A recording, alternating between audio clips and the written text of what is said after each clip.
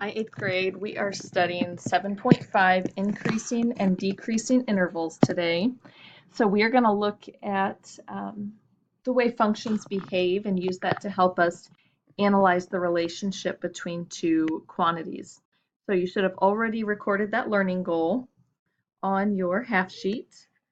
So let's look at this graph. We are going to do some investigative work here because we know that it represents the number of people in an outdoor stadium for a baseball game. But we are going to try to decide, so we are going to tell what the X and Y axes represent. So as we look at this graph, we want to try to figure out what is happening to the people in the stadium during these different intervals we see on the graph. So as I think about a baseball game, I see that my graph is starting off at the origin at 0, 0. And I see a very steady, steep increase. And then I see that my graph flattens out and it stays constant for 2 units here. And then for the next unit, I see a decline. And then it seems to become constant again before a sharp decline over the next 2 units. So as I think about a baseball game, I think about at the very beginning when they open the gates, there is a flood of people coming in. And I think we see that in this steady incline here. So I'm thinking that this y-axis probably represents my number of people because it is increasing really quickly. And on my x-axis, we're measuring how many people come in over a period of time. So this is probably when the gates open for the baseball game, and this is when everybody has left the park at the end. So I see that's 1, 2, 3, 4, 5, 6, 7, 8 units of time. Baseball games usually are not 8 hours long, but they're also 9 innings. So I'm not sure what my measurement of time is, but it's probably not hours and it's probably not innings. So maybe this is over half-hour periods of time. But what we definitely see is in section A, this interval of the graph, we see an increase. So everybody's coming into the stadium. But then we hit a point early on in the game when pretty much everybody's there and the attendance stays constant. But we see in the middle of the game a decline in attendance here. So this could likely be rain or some weather that moved in and caused people to leave. Maybe the home team was playing really poorly and people just decided to leave. They weren't having fun anymore, but then the attendance flattens out and is constant again. So maybe the rain stopped, or maybe the home team rallied and got a good inning going here. And then this is likely the very end of the game because everybody seems to be leaving. The number of people is declining sharply. So that kind of gives us an intro into what we're talking about today. So to connect these ideas, remember that we are analyzing functions. So we are looking at their graph and we're really focusing on the behavior because it's going to tell us a lot about the situations that are going on. So some graphs might look really complicated, some might be very simple and straightforward, but regardless, we're trying to figure out the story that the graph is telling. So we're going to look at the way it changes and see how that relates to the problem situation. So let's start by thinking about what an interval is.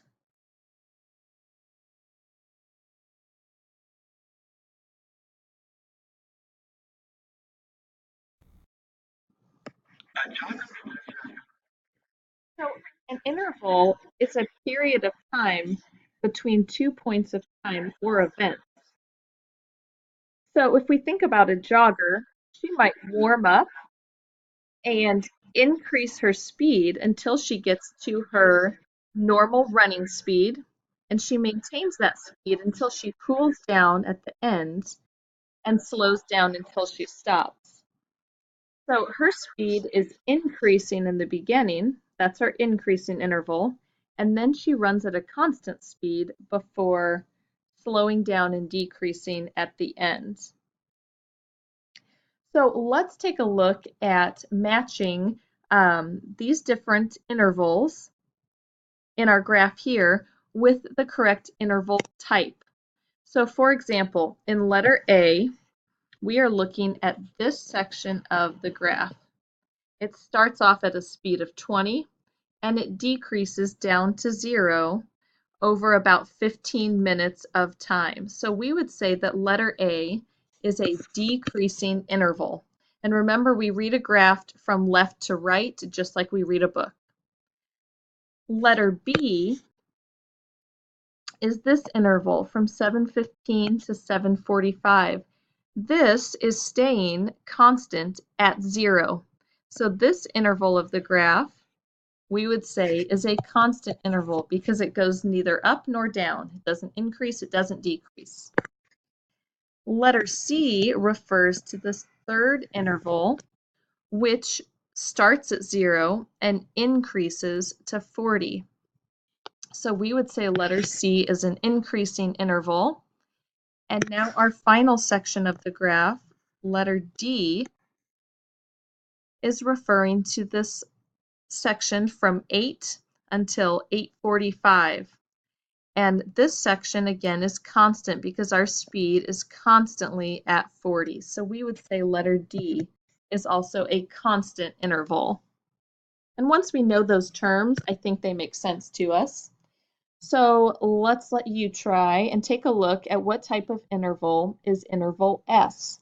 So here's S, and we don't have any sharp points to help us see the difference between the two intervals, but I think we can definitely see a portion of our graph that's increasing and a portion of our graph that is decreasing.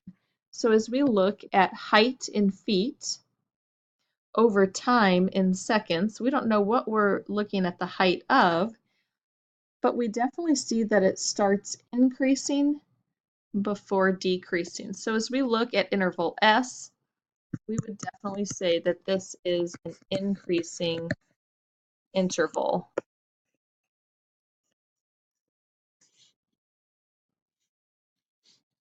So let's try labeling the graphs to indicate which intervals are increasing, decreasing, or constant. So let's look at graph A. I see two distinct intervals on this graph. I see this portion here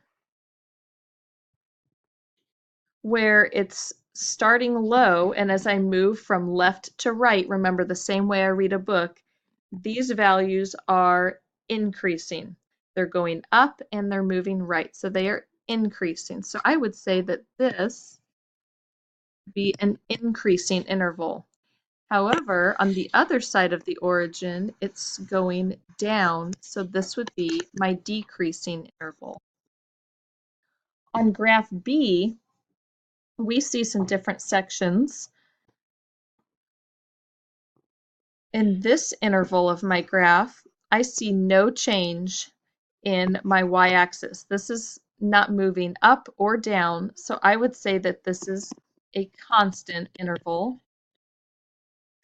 And from this constant interval, it moves to a sharp incline. So I would say that this section is increasing before it again becomes constant. So 3 different intervals on this graph. And if you would like to pause the video now and try this one on your own and then check your work, which intervals do you see that are increasing, decreasing, or constant?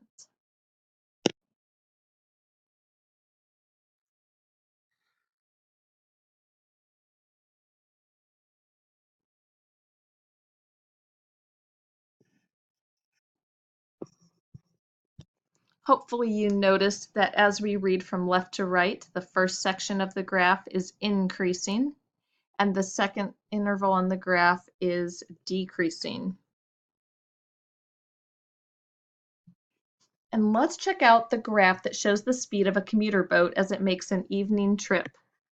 So we're going to look at how many constant intervals are defined in the graph. So as I'm looking at this, I know that constant in my graph means it's going to be a section that's flat. So I see this section that is flat and constant with no change in y. I see this section that is flat or constant, and I see this section that is constant. So there are 3 constant intervals. So let's talk about how these are alike. I notice that when they're constant, that section is all taking place at the same speed. So constant means that my speed is not changing. So they're alike in that they're all telling me about a constant speed. However, the speeds are all different. In my first constant interval, the speed is 20 miles per hour. In the second constant interval, the speed is 30 miles per hour. And in the third constant interval, the speed is 25 miles per hour. So in that way, they're all different.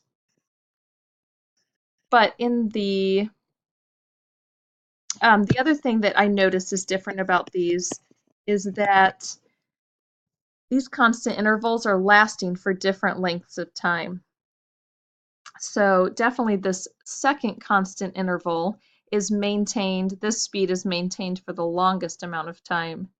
And this first interval of a constant speed of 20 was maintained for the shortest period of time.